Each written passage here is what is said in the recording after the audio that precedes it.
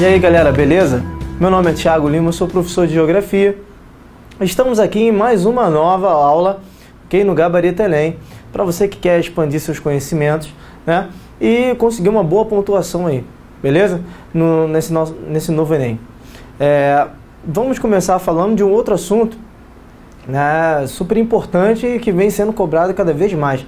Embora tenha um viés também histórico, que é imprescindível na geografia, para a gente poder entender a geografia industrial brasileira, é impossível não recorrermos aos períodos históricos e o que foi sendo construído ao longo desse tempo, aí, desse período histórico do nosso país, principalmente no século XX, beleza? Então, na aula de hoje nós vamos falar exatamente sobre isso. Industrialização brasileira, da agroexportação ao país urbano e industrial. Ó, todo mundo sabe que hoje o Brasil figura aí entre as 10 maiores economias do mundo, é um país com um parque industrial muito diversificado, né? Nós temos a produção de bens de consumo duráveis, nós temos bens de capital, nós temos uma importante indústria, uma indústria de base instalada no Brasil. Então nós temos um país que podemos dizer sim que somos um país altamente industrializado, ok? Mas não foi fácil, beleza? E não é nada da noite para o dia, não foi nada da noite para o dia. O Brasil, para deixar de ser um país agroexportador, né, principalmente pelas oligarquias, né, que controlavam o país, né, a oligarquia agrária que controlava o país até mais ou menos 1929, nós vamos ter uma série de problemas até a gente chegar a essa condição industrial que temos hoje. Então, vamos falar exatamente sobre essa caminhada industrial no Brasil, beleza? Aqui eu já coloquei de cara para você ver aí, você deve estar vendo na tela, essa imagem que é bem ilustrativa sobre, é um marco, né, vamos dizer assim, na história industrial do Brasil, né, onde várias multinacionais, principalmente do ramo automobilístico, né, vão invadir São Paulo e instalar ali as suas fábricas. Aqui, no caso, o Volkswagen Fusca, né, uma indústria alemã, né, que até hoje em dia, com o Gol também, um outro carro importante que é produzido no Brasil, inventado no Brasil, né, criado no Brasil, produzido também aqui no nosso país, vai ser um marco importantíssimo, principalmente na cidade de São Paulo, no chamado ABCD paulista, beleza? Uma outra imagem também, que fica muito na memória, na cabeça da gente, é exatamente essa imagem aqui de uma das primeiras fábricas no Rio de Janeiro, né?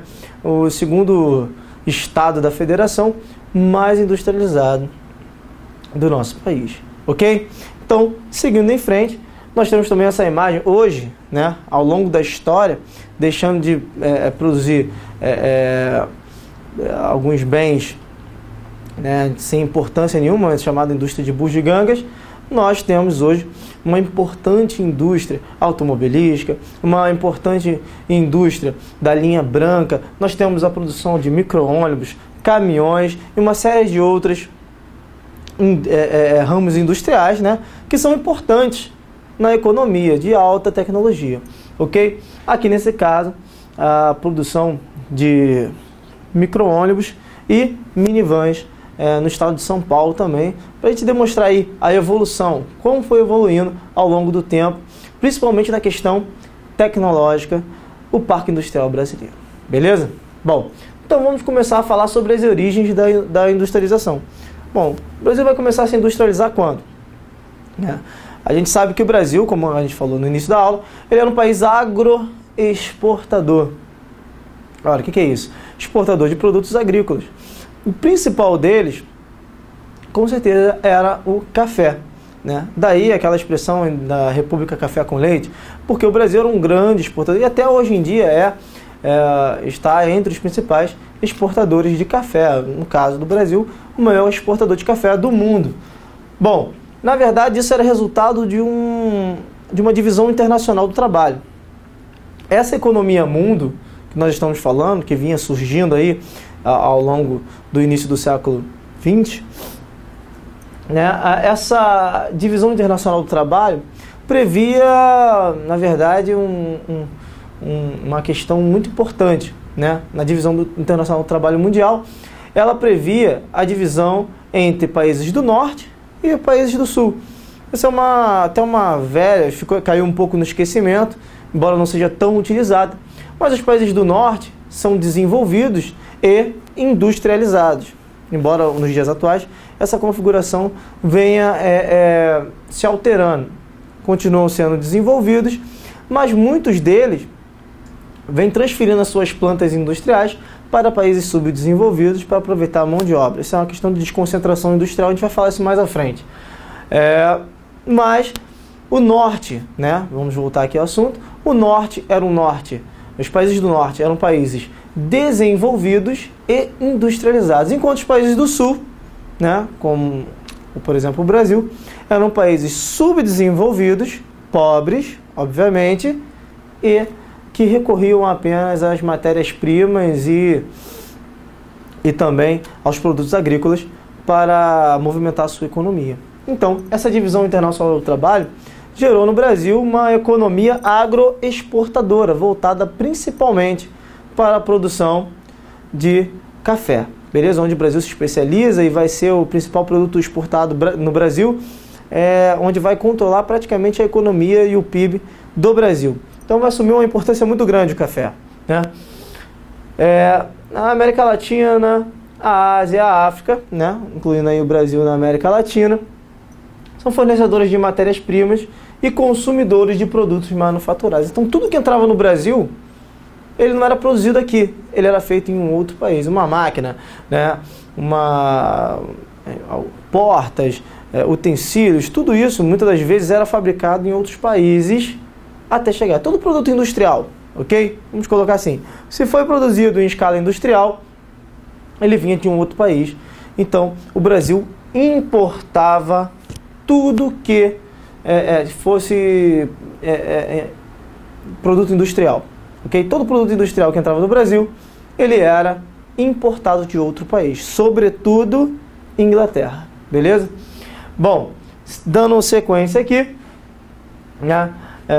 A segunda metade do século XIX, vamos colocar em 1850, 1860, para você ter uma noção sobre a industrialização do Brasil, nós tínhamos uma industrialização muito incipiente, ou seja, pouquíssimas fábricas, ok? Na verdade, em São Paulo não existia mais do que 13 fábricas e no Brasil inteiro não haviam mais de 50 mil operários, ou seja, gente, uma das características da industrialização brasileira é que ela é considerada uma industrialização tardia, beleza?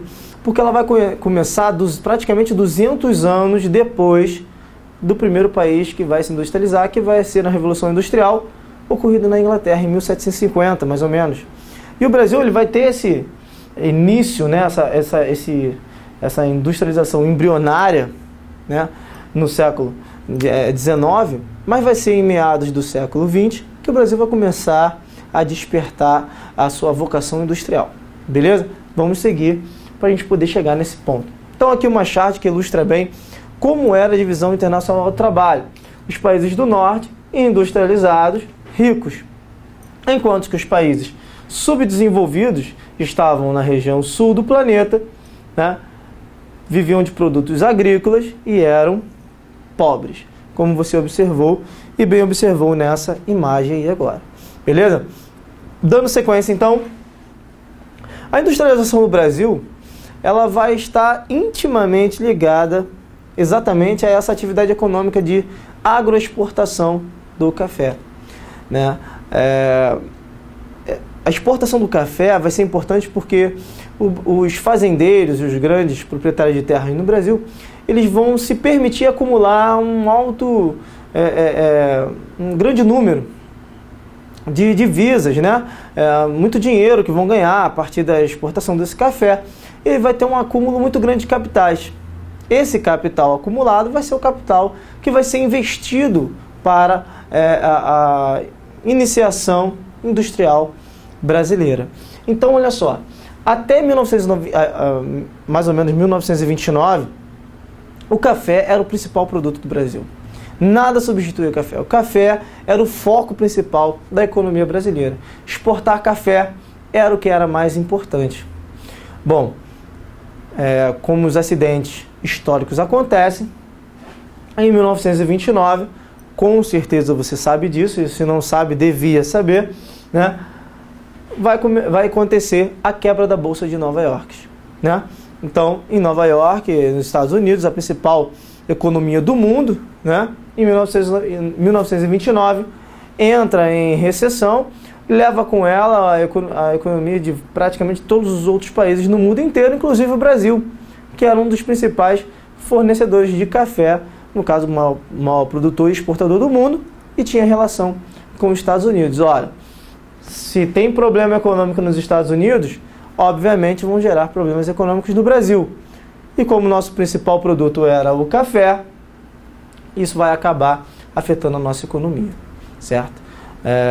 O preço do café começa a cair, na verdade muitas pessoas não querem mais comprar, porque em momentos difíceis, as negociações são muito difíceis, complicadas, então as pessoas não passaram a não comprar, né, muitos produtos brasileiros, na verdade não só brasileiros, mas no mundo inteiro, ok? Então, para que o preço do café não diminuísse muito, né, e o café cada vez mais ganhasse mais valor, muitos fazendeiros, como as pessoas não compravam, eles queimavam o café, para você ter uma noção. Ora, menos café disponível para ser vendido no mercado, isso elevaria o preço. Mas pouca coisa adiantou, porque na verdade o problema era econômico, e na maior economia do mundo que estava em recessão. Uma série de bancos fecharam, faliram. Nos Estados Unidos, mais de 80 mil fábricas faliram, declararam falência. Mais de 5 milhões de pessoas ficaram desempregadas da noite para o dia. Então, uma série de problemas, um cenário assim desastroso no quesito economia se configura nos Estados Unidos e vai respingar, obviamente, no Brasil, que era o maior exportador de café. Então a gente chama isso de crise do café, porque o Brasil agora tem uma grande produção de café, mas não tem para quem vender. Ora, tudo isso, né, vai fazer com que o viés, né, desenvolvimentista, ok, olhando para o futuro, ok, em que o Brasil devia se industrializar, começa a ganhar força no Brasil, certo? Então, olha só, queda do volume de exportações e perda da importância do café no Brasil. Tudo isso vai ser gerado por essa crise de 1929, que representa o crack, né? Na verdade, a quebra da Bolsa de Valores de Nova York. Bom, o café ele vai ser importante por quê? Simples, porque, como eu falei, ele permitiu um grande acúmulo de capitais no Brasil. Os fazendeiros enriqueceram e acumularam muitas riquezas. Esse dinheiro ele foi utilizado exatamente para investir numa série de coisas que seriam importantes para a industrialização brasileira. Por exemplo, o café permitiu um acúmulo de capital, até porque, por exemplo, uma grande infraestrutura para o escoamento do café também foi produzida. Linhas ferroviárias foram construídas, portos para levar esse produto para outro local onde será exportado. Então, olha só, essa infraestrutura ela acabou auxiliando também no projeto de industrialização do Brasil. Foi utilizado. Além disso, ó, um sistema financeiro, né, brasileiro já estava conectado ao sistema financeiro mundial, já que o Brasil vendia e exportava café para vários outros países do mundo, principalmente para os Estados Unidos. Então, um sistema, uma infraestrutura bancária e financeira foi montada também no Brasil, tudo em torno do café, permitindo também que o Brasil estivesse inserido, né, na economia e na questão financeira mundial. Beleza? Portos, ferrovias, outras infraestruturas, a própria mão de obra que estava disponível para as fábricas. Com a crise do café, as pessoas diminuíram os hectares de produção, muitas pessoas ficavam desempregadas e isso liberou cada vez mais mão de obra para trabalhar nas indústrias. Lembrando que uma indústria sempre, principalmente no início, ela vai demandar muita mão de obra, né? E aquela indústria antiga, né, do início do século XX, por exemplo, que é bem diferente da nossa indústria atual, onde nós temos uma série de indústrias com altos índices, né, de automação, onde o problema do desemprego acaba se desenvolvendo, né, como é o exemplo do Japão, que tem as suas fábricas altamente automatizadas e acaba gerando uma série de problemas de desemprego nesses países. Ora, antigamente não existia essa tecnologia toda, então se demandava muita mão de obra nessas fábricas. E essa mão de obra foi liberada porque o café entra em crise. O café vai criar também toda essa infraestrutura, né? E aqui uma reportagem, né, de um dos jornais vendidos no Brasil, no caso aqui da revista Veja, em outubro de 1929. Isso aqui é uma relíquia, tá? Então olha só, diz o tema: quebrou uma irrefreável onda de vendas, derruba o preço das ações, causa pânico na Bolsa de Valores de Nova York, ok? E leva milionários à bancarrota. Para onde vai a economia do país mais rico do mundo aqui, né? A Bolsa de Valores de Nova York, sistema financeiro, representando o sistema financeiro, e várias pessoas, né, praticamente desiludidas com o cenário econômico nos Estados Unidos, que vai gerar a crise do café aqui no Brasil. Ó, vários fazendeiros queimando toneladas e mais toneladas de café, como mostra essa imagem, ok? Para diminuir o número do produto no mercado. Diminuindo o número do produto no mercado, a tendência do preço é subir, beleza? Bom, isso a gente já falou. E aqui, né, as sacas e mais sacas de café, né, que o Brasil exporta para o mundo todo até os dias atuais. Esse café que vai gerar todo o acúmulo de capitais e também toda a infraestrutura necessária para começar a industrialização no Brasil. Beleza? Lembrando, obviamente, que até por conta disso, São Paulo vai ser a região mais industrializada do Brasil. Isso tem tudo a ver com a questão da produção de café no estado de São Paulo, ok? Então toda essa infraestrutura vai ser montada na cidade de São Paulo e é ela que recebe, obviamente, como herança do café, a industrialização. Bom, com a crise de 1929, né, esses problemas econômicos, vai acontecer, na verdade, um enfraquecimento das oligarquias agroexportadoras. Ou seja, os agroexportadores no Brasil, os grandes fazendeiros, eles vão perder a voz e o domínio político, a grande pressão que exercia, a grande influência que exerciam por conta dos problemas econômicos que o país acaba enfrentando por conta da diminuição das exportações. Beleza? O Brasil também entra em recessão, como a economia, praticamente a economia mundial toda entra, né? Então, algumas frentes políticas, ok, acabam se reunindo na figura de um cara que você com certeza conhece, que é conhecido como Getúlio Vargas. Bom, essas forças políticas vão fazer a Revolução de 1930 no Brasil e colocar Getúlio Vargas no poder. É importante que Getúlio Vargas ele tenha um pensamento. É importante para a gente compreender também qual é o pensamento de Getúlio Vargas. Duas características são primordiais para Getúlio Vargas. Ele é nacionalista, ou seja, ele quer o desenvolvimento do Brasil, ele quer o desenvolvimento econômico, ele pensa em resolver os problemas do Brasil, ok? Esse patriotismo, né, que ele tem. E também ele é desenvolvimentista. O que é isso? Ele pensa num desenvolvimento da indústria nacional.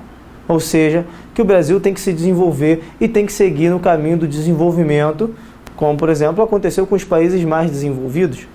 Por isso são conhecidos como países desenvolvidos. O Brasil deve seguir por essa linha, e essa linha, principalmente nesse período, o país rico e desenvolvido era também conhecido como um país industrializado. Vale lembrar que o G8, né, antigo G7, era um grupo de países mais ricos e mais industrializados, porque industrialização tinha tudo a ver com questão de riqueza. Até tem hoje, nos dias atuais, mas, como eu já falei, com o processo de desconcentração industrial, alguns países emergentes são mais industrializados, né, tem mais indústrias até do que alguns países ricos, mas, mesmo assim, não são desenvolvidos do ponto de vista econômico ou social. Beleza? Então, vamos lá. Vargas entra no poder com esse caráter nacionalista, pensando sempre na indústria nacional, e desenvolvimentista. O Brasil tem que seguir nesse rumo de industrialização. né, ele vai começar o seu governo em 1930. Essas forças políticas vão colocá-lo lá no poder, e aí ele vai começar o processo de industrialização do Brasil, visto que as oligarquias do café acabam perdendo força, e aí o Brasil vai começar o seu processo real, o real processo de industrialização. Muito bem, nesse processo de industrialização, diferente do que a gente pensa, industrialização não é só a gente começar a fazer, vamos fazer fábrica, faz fábrica de chocolate ali, faz fábrica de roupa aqui, não é só isso, gente, não é só começar a instalar fábricas. O sistema de industrialização de um país, né, ele passa por várias séries, ok? Por diferentes tipos de indústrias. Por exemplo, sem indústria de base, né, é impossível você promover a industrialização do teu país. Sem indústria de bens de capital, você também não consegue ter as indústrias de bens duráveis, que talvez é a que você mais conhece, né? Ou então indústria de bens não duráveis, né? Como roupas, alimentos e outras coisas, bebidas. Enfim, o fato é que ele vai começar esse processo de industrialização no Brasil. Então, apoiado principalmente no dinheiro público, né? No capital privado também, né? É o Getúlio Vargas, também no capital internacional. Getúlio Vargas vai começar a montar as infraestruturas da industrialização no Brasil, ok? A indústria de base, ele que vai criar uma série de empresas estatais que serão encarregadas de dar base, por isso indústria de base, ou seja, o embasamento para a criação de outras fábricas e outras indústrias no Brasil. Então ele vai criar, por exemplo, siderúrgicas como a CSN, indústrias petroquímicas como a Petrobras, ok? Não nesse governo de 1930, mas na verdade ele vai voltar em 1951, a gente vai ver mais à frente, ele vai criar a Petrobras mais à frente. A Fábrica Nacional de Motores, ou seja, para a produção de máquinas, de motores, ok? Para movimentar indústrias e também até uma incipiente produção de automóveis, etc. Ok? Extração de minerais, como por exemplo a Companhia Vale do Rio Doce, que você conhece com certeza, hoje é privatizada, né? Hidrelétricas, óbvio, né? Você precisa de energia elétrica, né? Você precisa do desenvolvimento, como por exemplo a Petrobras, para a extração de petróleo, que são matrizes energéticas, e nenhuma indústria de país nenhum vai conseguir se movimentar sem as famosas matrizes energéticas, que são questões estratégicas para esses países. Beleza? Muito bem. Essa industrialização que vai começar, né? Lembrando que, como eu falei antes, que o Brasil importava tudo que era industrializado para o território nacional. Essa industrialização brasileira, ela vai assumir um caráter muito importante e vai ser conhecida como substituição de importação. Esse é o modelo industrial brasileiro. Ou seja, o Brasil vai se industrializar para substituir toda importação industrial. Óbvio que isso não é uma coisa da noite para o dia, mas começa assim, com esse propósito de substituir a importação, os produtos industrializados importados de outros países, a industrialização brasileira, ok? Então o Brasil começa essa sua caminhada industrial nacionalista, beleza? Bom, substituir os produtos importados, fortalecendo a indústria nacional e protegendo ela. Óbvio que, como ele é nacionalista, ele vai começar a criar uma série de taxas alfandegárias para os produtos importados. Para quê? Simples. Os produtos nacionais fiquem muito mais baratos do que os produtos importados. Ou seja, se você compra, né, uma televisão importada que não é fabricada aqui no Brasil, okay? Por exemplo, na Zona Franca de Manaus, onde tem uma grande tradição nessa produção, né, se você compra de um outro produto de uma outra empresa internacional, você está, obviamente, inibindo o crescimento da indústria do Brasil. E é a indústria brasileira que emprega os brasileiros. É a indústria brasileira que paga a maior parte dos impostos para o governo brasileiro, que vai ser investido, ok? Para a própria população. Ora, Getúlio Vargas queria proteger, como ele era nacionalista, proteger a indústria nacional. Uma série de taxas, tarifas alfandegárias são instaladas no Brasil, criando assim um protecionismo, proteção para as indústrias nacionais, para que elas cresçam. Então, gente, para substituir os produtos importados, Getúlio Vargas vai fortalecer a indústria nacional e criar um protecionismo, ou seja, protegê-las. Beleza? Seguindo em frente, Getúlio Vargas também vai assumir um caráter keynesiano, ok? O que isso significa? Keynes, John Maynard Keynes, vai ser um grande economista, que vai ter uma grande ascensão, principalmente por criar um modelo econômico que vai ser conhecido como welfare state, o estado do bem-estar social. Também as políticas de Keynes, que logo após a crise de 1929, ele vai ser acionado pelo governo americano e ele vai ditar uma série de leis trabalhistas, benefícios para o trabalhador, férias, uma remuneração maior, tudo isso que Getúlio Vargas também vai copiar. Inclusive vai ser Getúlio Vargas o responsável pela criação de leis trabalhistas e pelo estado do bem-estar social aqui no Brasil. Por isso que Getúlio Vargas, em muitos casos, era muito aclamado, ou conhecido também como pai dos pobres, já que fez esse conjunto de leis protegendo o trabalhador. Beleza, gente? Bom, dando sequência aqui, nós temos aqui a foto de Getúlio Vargas, para que você possa ter um conhecimento, a chamada Era Vargas, onde, na verdade, foi considerado o pai dos pobres, esse cunho desenvolvimentista, nacionalista, que Getúlio Vargas vai trazer para o Brasil, e ele vai ser, assim, vamos colocar como o pai da industrialização no Brasil. A criação da Petrobras em 1953, no seu sua segunda passagem pelo governo, ok? E também a Companhia Vale do Rio Doce, que vai ser criada por Getúlio Vargas. Importante a indústria de base no Brasil, extração de minerais metálicos, no Brasil. Nós temos aqui também a foto desse economista, o John Maynard Keynes, que vai ser um dos principais economistas que mais influenciaram a história econômica da humanidade. Beleza, galera? Bom, a industrialização começa, mesmo que incipiente, ela começa a ganhar corpo, começa a se desenvolver, então o sistema industrial brasileiro começa a crescer. Bom, correntes liberais no mundo inteiro, contrariando o keynesianismo, começam a defender o Estado mínimo, ou seja, o Estado praticamente que não interfira, é o chamado liberalismo econômico, é o Estado que não interfere na economia. Então essa questão de leis trabalhistas, concessão de benefícios, uma série de coisas voltadas para o bem-estar social, tudo isso vai ser rechaçado pela corrente liberal, beleza?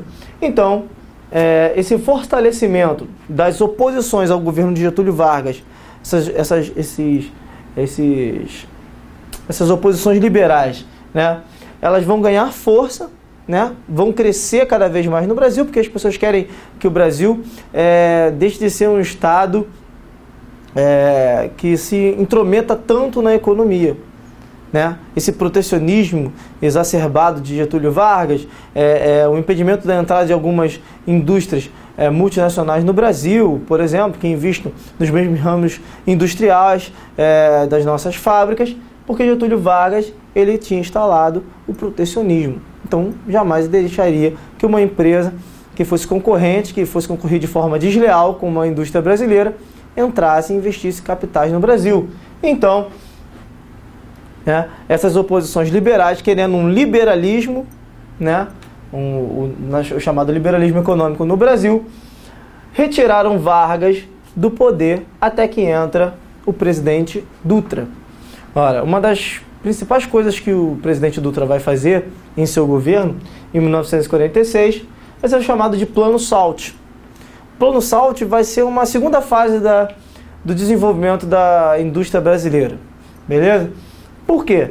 Serão grandes investimentos em saúde, educação, energia e transporte que o governo irá fazer, já que para se industrializar e fortalecer o seu parque industrial, você precisa de pessoas bem educadas, ou seja, bem instruídas, uma mão de obra qualificada, o sistema de saúde, obviamente, para que a sociedade possa ter cada vez mais plena condição de trabalhar e tudo mais. Tudo isso envolve e é um quesito industrial também, tá? Embora não esteja ligado diretamente, é importante.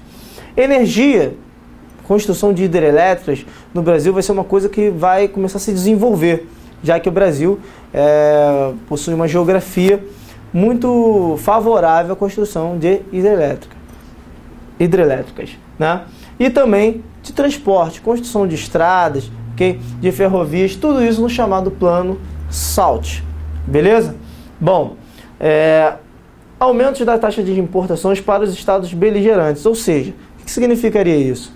O Brasil, durante esse período, 1946, começa a ganhar corpo na industrialização e vários estados beligerantes, ou seja, que estão em guerras, na Segunda Guerra, ou seja, no final, acabou de acabar aí, né, a Segunda Guerra Mundial, e esses países estão precisando de várias demandas, né, industriais, e o Brasil começa a produzir, inclusive, o Brasil começa a vender muitos produtos, exportando para esses países europeus, beleza?